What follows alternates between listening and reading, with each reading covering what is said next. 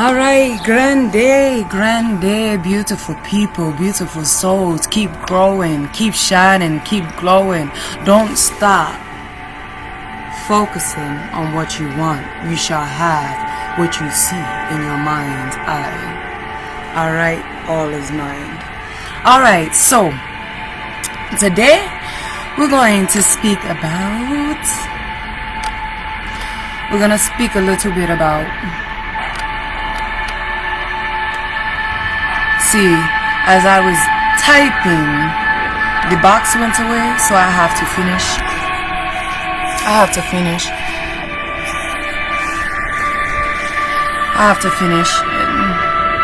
typing the subscription. Here we go. So give me a second.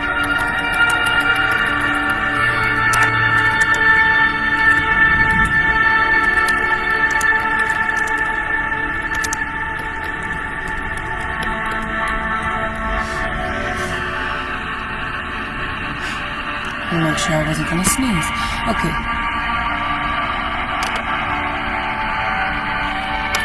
There we go. So today we're going to grow together and expand together.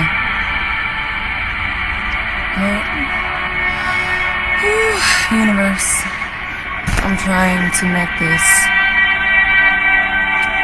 Hello, Tam Tam. Grande. Today I come for a message for right now. Maybe later I'll do readings.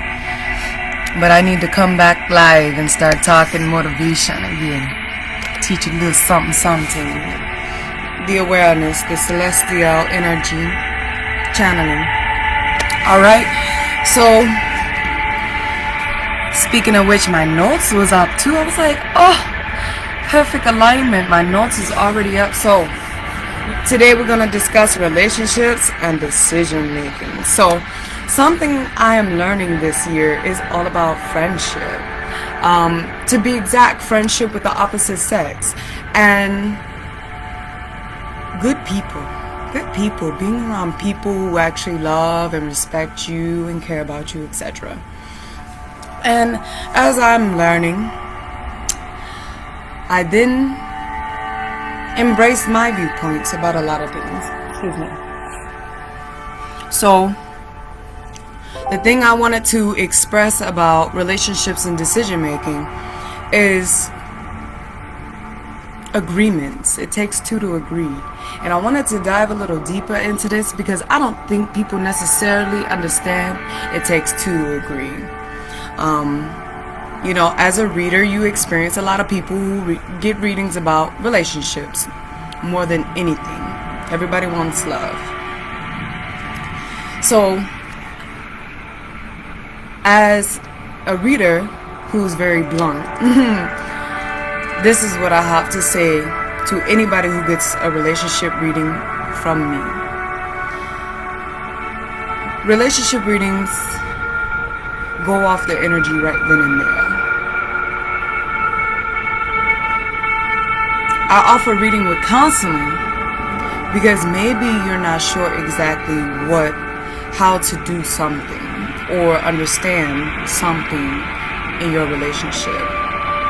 And as an unbiased mind, to help you expand a little further in the awareness and realms, dabble in and out, to express to you how to better cultivate yourself in a relationship and just be the person that you wish to be in a relationship. Not just not just the person you're looking for.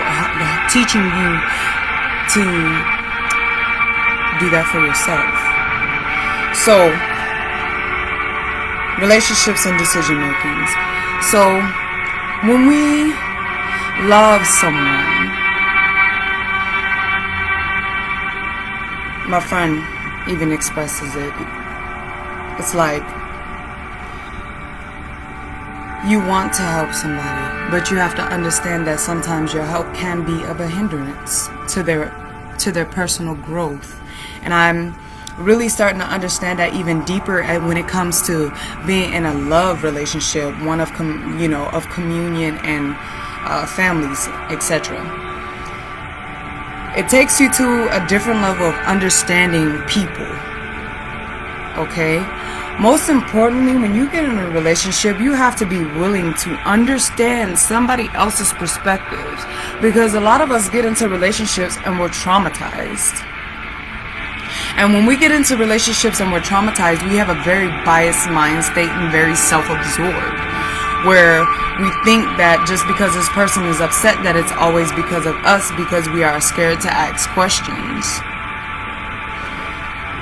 Communication is key, and not taking things personal is key as well. If you read the fifth agreement or the 4 agreements, not taking things personal helps you a lot in your relationships with people in general, because you never know what they're going through.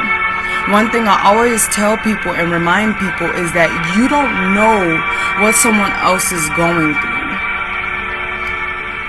I said this, quote, kindness is not an act of, excuse me, 1 second, let me recall it all together. Kindness is not an act of suppressing negative emotions. Kindness is an act of understanding that someone else is going through something as well as you are. And being understanding and respecting of that, regardless if they respect us or not. This is how we should be in our relationships as well. Does that mean allow people to step on us and gaslight us? No, that does not mean that.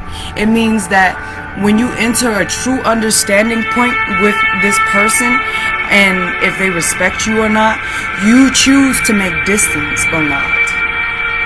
That is boundary setting. That is understanding yourself, not just somebody else. What are you willing to deal with, and what are you willing to not deal with? Right? And it doesn't mean not say anything either, because people are around us to grow.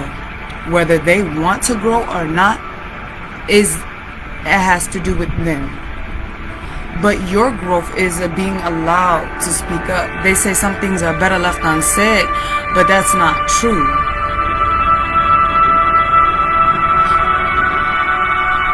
When it comes to communing with others. However, some things are better left unsaid for the reason that it could be you being unhealed and not actually seeing the person as an entirety. Sometimes when we do perceive people, we completely put ourselves in the mix, and that's not who they are. But because of this expresses that we have trauma, first and foremost, that we need to heal from, that we need to see that we carry it a lot more than we think we do. And understanding that we need to withdraw sometimes. Sometimes we're so quick to say something, but sometimes we actually need to withdraw. And we need to ask ourselves some very important questions. This is part of growth. You don't just ask questions to others, you ask questions to yourself. Sometimes the questions you want to ask others are actually questions you need to be asking yourself. See, and once you start to truly, don't run away from the questions that you ask yourself. When you truly answer those questions within yourself from deep within, you learn, that's how you learn who you are. And what type of people you want to be around. If you're an expressive and outgoing person, you're going to want to be around expressive and outgoing people. Now, you know, there's friendship. There are going to be people who aren't like that. But to you they are. But not to others. They're very, particular in their connections. So, now when we're speaking about personal relationship, sexual, intimate, not even really sexual. Being sexual is not one form of intimacy. There's other ways of being intimate, like me speaking to you now. But intimacy on a more deeper level than friendship, marriage, etc.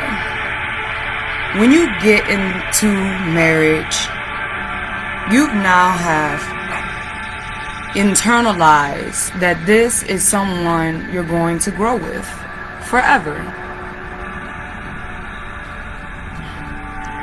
But also internalizing that, I'm going to take it a little deeper, because I know people, cheat. Okay? My thing is about cheating, people are allowed to make mistakes. However, self-accountability is important.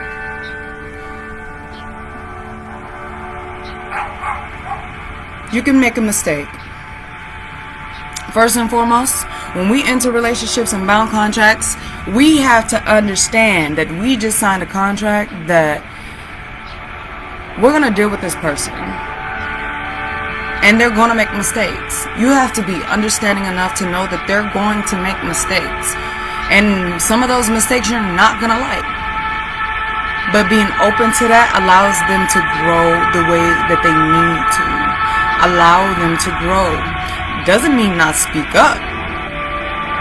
And it doesn't mean that you don't have to sever the it doesn't mean that you have to sever don't have to sever the contract. You can sever it if you want to. Or you can be understanding. To me, I believe that it's all about expressing. I believe, personally, that cheating happens because somebody is unhealed in their way of expressing to their significant other about how they feel about something. So I kind of see cheating more as a choice. You chose not to speak up. You chose not to express to your partner to see if they would change the things that make you feel uncomfortable in the relationship. And this goes for men and women. We're not just talking about men. Women cheat too. And I've seen women that are really disgusting about it, worse than men actually. So everybody does it. We're not excluding anybody. It was a choice. Everybody knows when they're about to cheat. They already know. I promise you. Some people don't. It's out of habit. It's out of fear, flight, or flight security program that we have been raised on. And it's so important to speak up. And most importantly, it's important to love yourself. Because when you love yourself, then you can be more understanding and compassionate of others. No. Understanding and being compassionate to others does not mean you have to put up with their stuff. You can choose to walk away and love them from a distance. That's why loving from a distance exists. You can still love people no matter how far they are and wish them well. You do not have to be directly next to people in order for them to feel loved. If they don't feel loved, then that's a problem with themselves, not you. If the reason you don't feel loved, then maybe you're not allowing yourself to be loved. You're running away from it. You're fighting it. You're fighting it. No, accept it. That somewhere out there in the world, somebody loves you for who you are.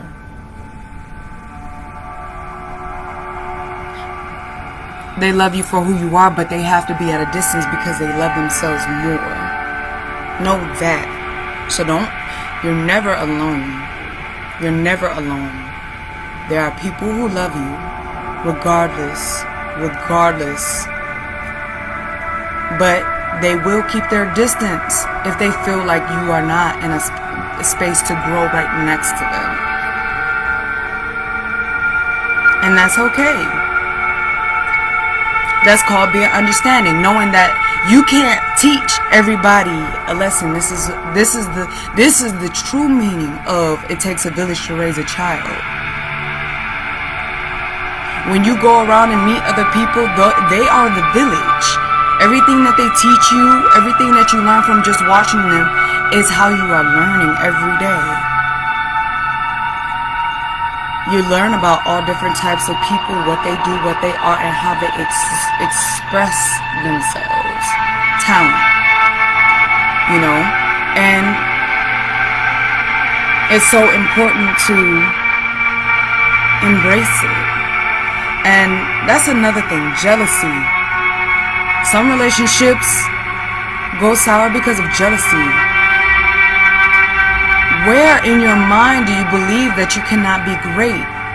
Where in your mind do you feel you're less than because you don't have the same ability as another? No, your talent lies somewhere else because that's where you're needed most. Everybody has a talent in the area that they do because that's where they're needed.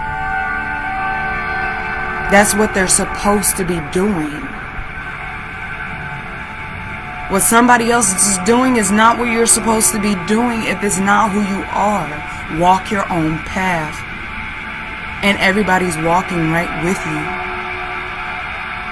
Everything falls into place. When you go out into war, you don't just have a bunch of warriors. You have the care packagers. You have the healers. And there's always going to be multiple of each because there's a lot of us. There's a lot of us. All of that force. Different levels of force. You have the fighters. You have the healers. You have the lovers. Everything falls into place. Then you have the haters. We're going to get a little deep right here. What? The haters? Yes. You know who the haters are? They're the logical mind. They're the tactical plan as to how to overthrow the other enemy.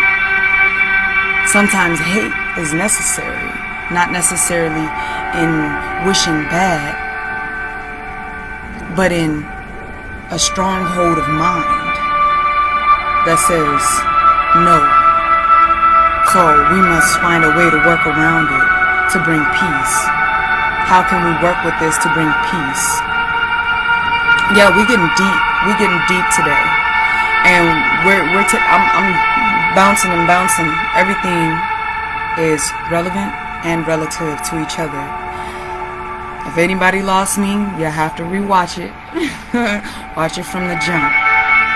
Know that whatever you're doing is necessary. It is necessary for the world. Your work matters. Your choice and line of work matters. Most important thing that you should always ask yourself in what you're doing, though, is are you happy?